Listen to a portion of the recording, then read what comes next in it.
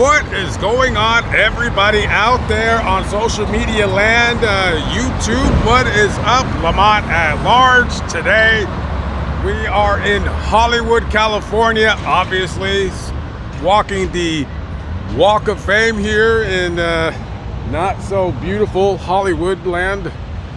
Today, we're going to visit some locations and finally the grave of James Arness.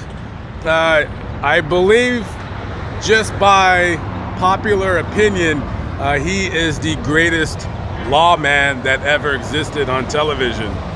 So without further ado, let's get into it.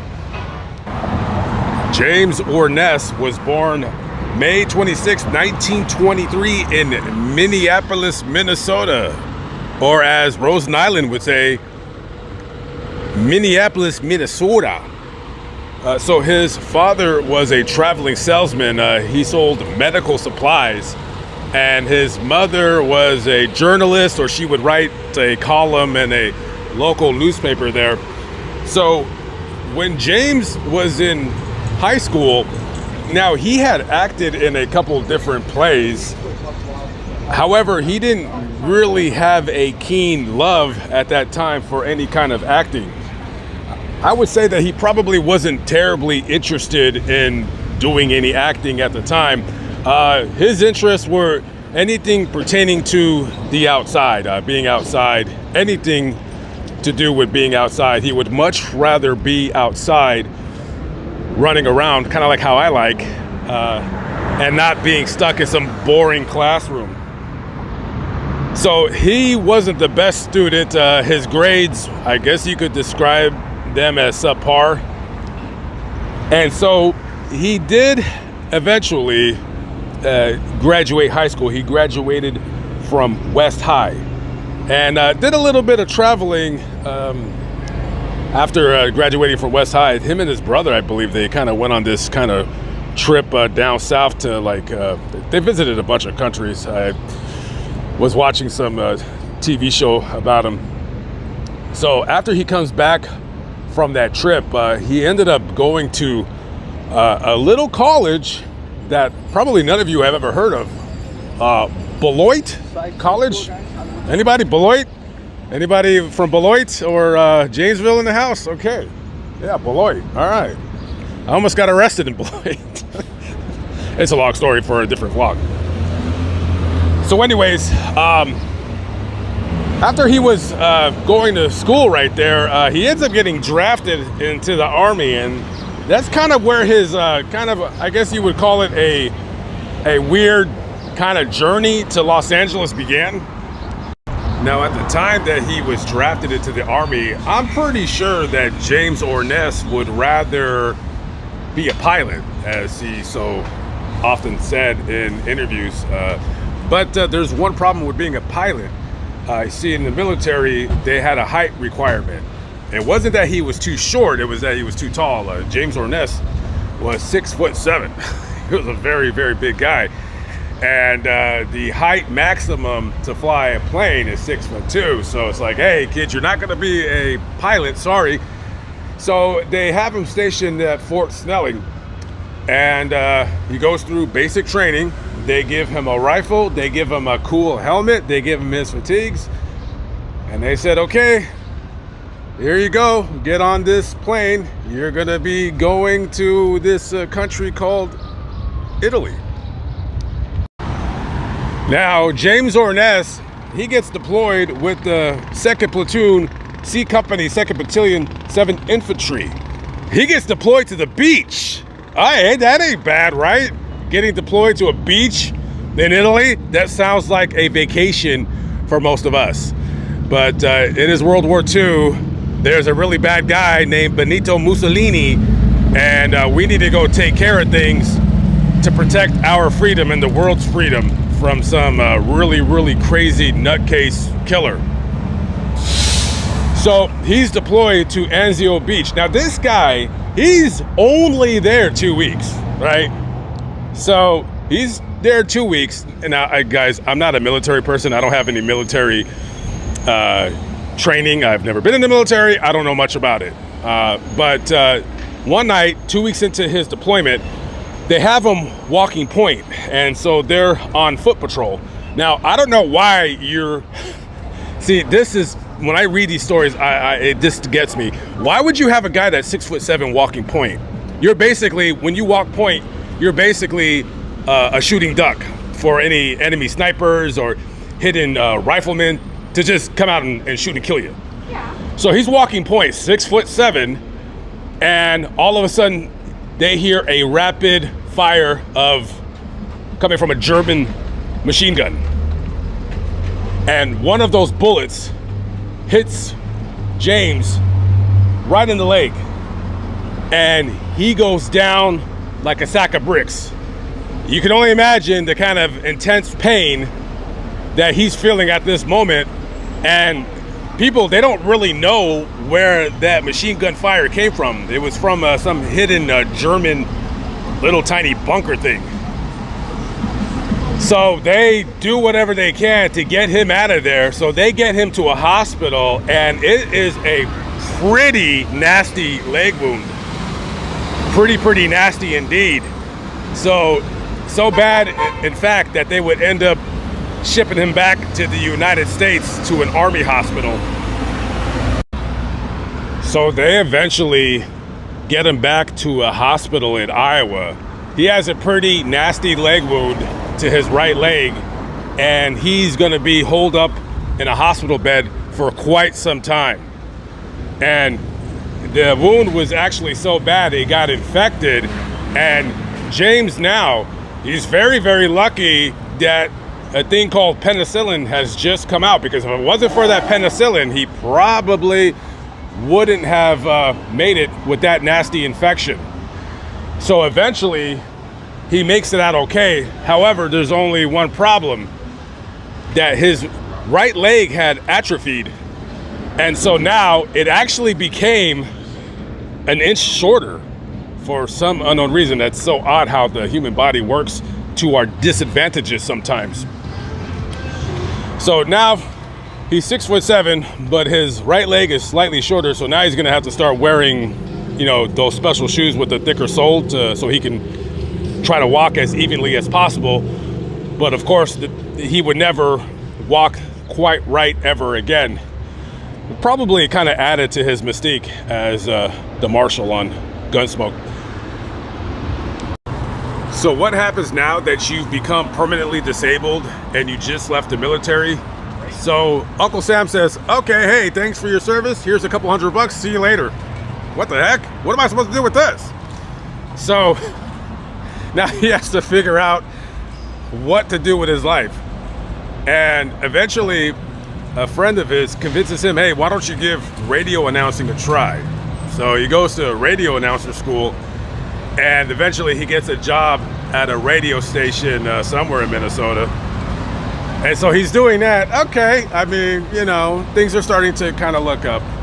And I don't know how they convinced him, but just like hundreds of thousands of people, a friend convinces him, like, hey man, let's move to LA and be actors.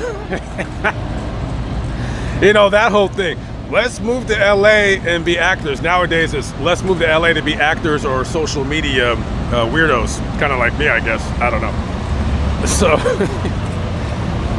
So they pack up their stuff and they move out to Los Angeles. And when you're a kid and you're coming from Minnesota and then you're out of Los Angeles, you talk about a culture shock. Number one, in February, when you're used to the temperatures being anywhere from like 20 degrees on a warm day to 60 degrees every day, that's gonna really impact your life quite a bit. Not only that, he found this thing called surfing and he loved it, and he actually loved the beach.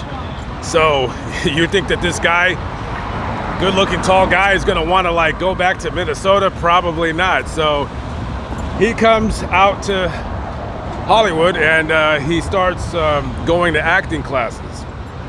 While he's doing that, somebody that owns the acting school that he's going to school for, they're putting on some kind of a play.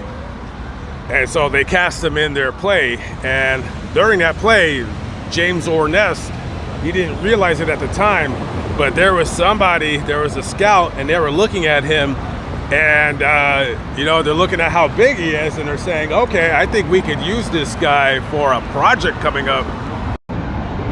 So the guy that seen him was casting for a movie called The Farmer's Daughter, starring Loretta Young. And in that movie, they needed a character to play Loretta Young's brother. And they're looking for a guy that's like a big, strong farm boy type of person that could fake an old world accent. And since he was from Minnesota anyways, the role was actually perfect for him. So that would be his first role in a movie, was in that movie, The Farmer's Daughter. And after that, he decided, I don't know if it's because people kept pronouncing his name wrong. I could only assume that's what it was, that maybe people were doing that. He was getting tired of it. So he eventually drops the U from his name, and he goes from James Arness to James Arness. This guy was trying to make it in my video, then I had to stop it and tell him, hey buddy, you're not gonna make it in my video because I'm just gonna delete it. And I thought about it, I said, the heck with it. He'll make it in the video, whoever that young man is. Anyways, I know some of you guys thought that I was mispronouncing James' name in the beginning of the video, right? Arness. You gotta wake up pretty early in the morning to get one up over on the YouTuber right here, Lamont at Large. Anyways, so I'm gonna actually take a walk off the boulevard because it smells like pee out here, and I'm getting really tired of smelling that. It's absolutely terrible. They should really do something about that piece. It's just a walking waif of urine smell. It's disgusting. My apologies, guys. Had to throw in a little rant in the video here. So anyway, so let's make a left onto Schrader and we'll continue with the vlog.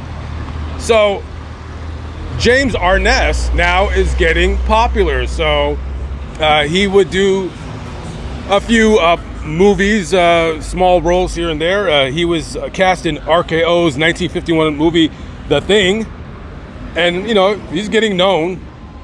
But of course, he would later get really known with the help of one legendary Hollywood actor, John Wayne. So John Wayne, probably by this time now, he's probably the biggest actor in Hollywood, at least the top 3.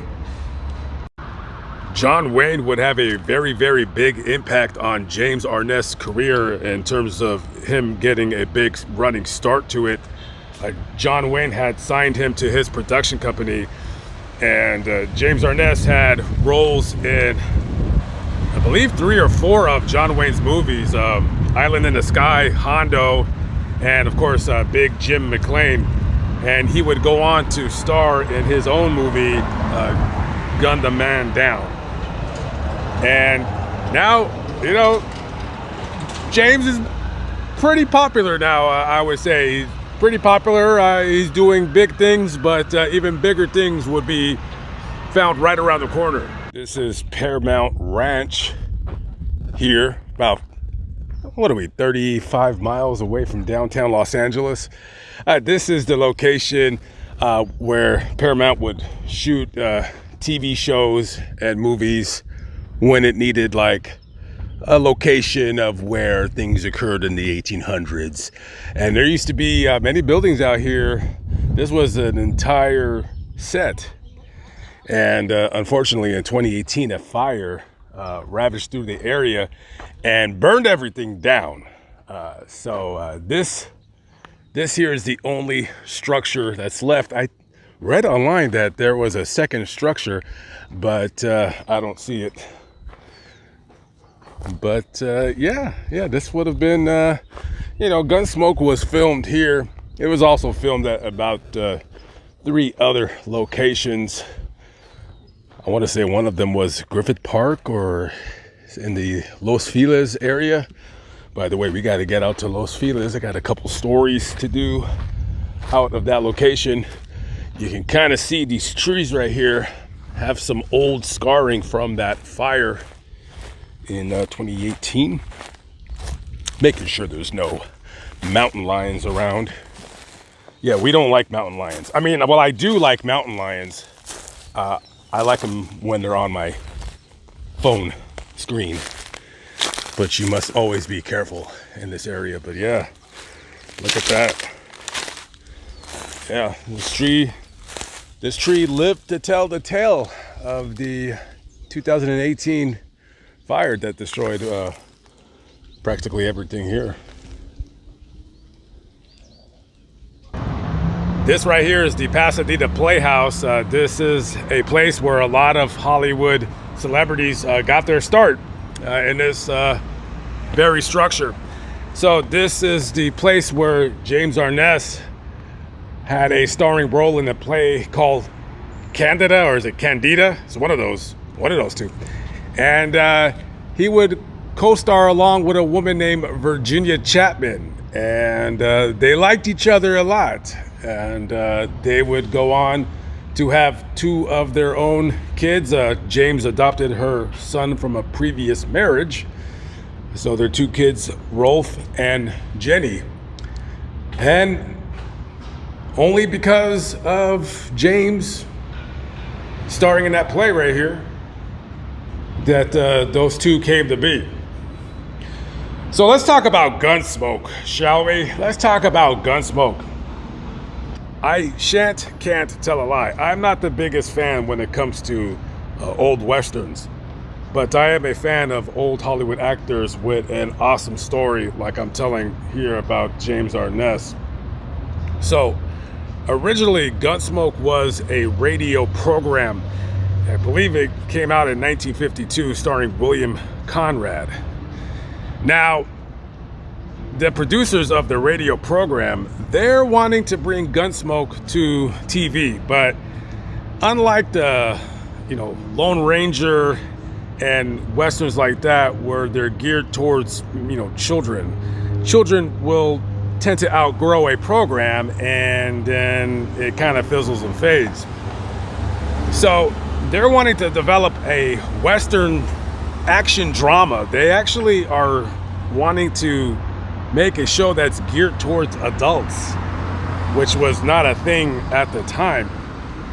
So when they were coming up with Gunsmoke, I mean, obviously the first person that comes to mind that you would get to play Marshal Matt Dillon on the TV show is William Conrad. However, they didn't want him on the program because I guess he just didn't fit the mold, if you will, of what they believe a marshal on a frontier town is supposed to be. So I don't know exactly who they had envisioned, but John Wayne was talking to one of the producers, and he said, "What about James Arness?" And they said, "That will never work. What are you, crazy?" No, they didn't say that. They probably like, "Yeah, duh. Yeah, what about James Arness?" Now, funny, James didn't want to do the TV show originally because, I don't know why this was, but, TV was kind of a new thing in those days, right? It's not like everybody had a TV back in the 50s. A lot of people had TVs, but not everybody.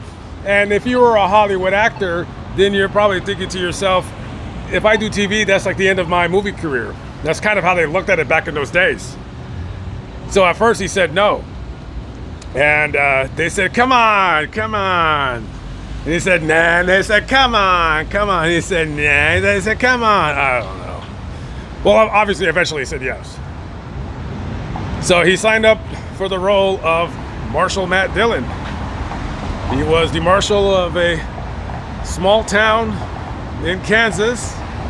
And who knew that that show would become a cultural phenomenon?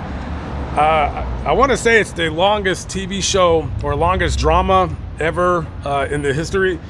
I think I read somewhere that The Simpsons is, like, that doesn't even really count because The Simpsons, I mean, come on. They're not even that funny anymore. They were funny when I was 12. But, yeah, he started as that marshal, laying law and order and justice. And you know what I never did understand? And that is, why was Miss Kitty allowed to operate a brothel in that town where Marshal Matt Dillon was? I don't understand. Because he's a lawman, but he's letting Miss Kitty slide with the whole sex worker thing. I thought that was kind of funny. Oh well, I am nobody to judge. So anyway, so altogether, James Arness did 635 episodes. He's actually the only actor on that TV show to play in every single episode. And the TV show was on for about 20 years, from 1955 to 1975. And after that, he did some other TV work. He was on a short-lived TV series called McLean's Law. And he also did a TV movie miniseries called How the West Was Won, which I guess it has some kind of like a cult following in some other countries. And of course, throughout the next 20 years or so, CBS would put out these TV movies with Gunsmoke's name, starring James Arness. So he did about 5 of those. And after that, that was about it. He retired from acting. He hung up his saddle, if you will, and that was all. That was all that he wrote. And this right here is where James Arness is resting in peace. Now, unfortunately, of all of the places in this not so great city of Los Angeles, he happens to be in a place that I don't have access to here on the grounds of the Forest Lawn Cemetery in Glendale. You cannot get in this mausoleum without having a code. And I don't know what this code is, but this is where he is. And you know what? For its and giggles, let's go to the door and see if it'll open magically. I'm pretty sure those flowers are left for Michael Jackson, because this is the same mausoleum where he's at. Do you guys think it's gonna open?